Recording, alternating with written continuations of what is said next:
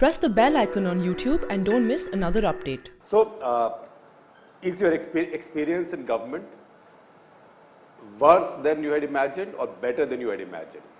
I would say it's a little bit better than I had imagined. I didn't come in, by the way, with as negative a view of things as many others would. So, as I said, my father was in the government. I have some experience of government. I was an economist, not a mainstream banker. So, I have dealt with economist type things, type people in the government all these years, whether it was Raghu or Arvind Subramaniam, even before I joined, and many others over the years, Montek Singh Ahluwalia and so on.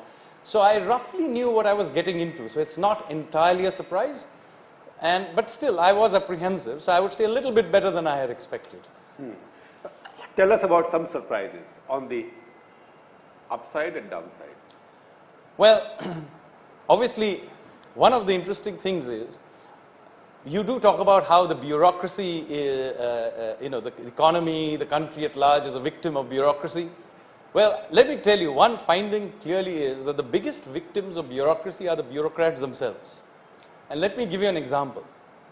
Every time I have to go abroad on a scheduled international trip, so I am a co-chair of one of the tracks of G20, the Framework Working Group. Now, meetings are well advertised, well in time, months in advance, and yet, every time I go, I need 27 separate signatures, and the final approval very often does not turn up till that afternoon when I'm supposed to take off.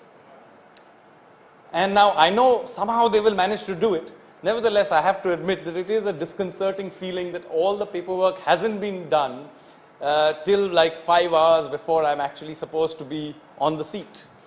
So, but this kind of thing happens all the time. So in a sense, you've got this feeling that this is a large rambling machine that is somehow keeping itself going and may sort of fall off track all the time. So that is something I feel. So while this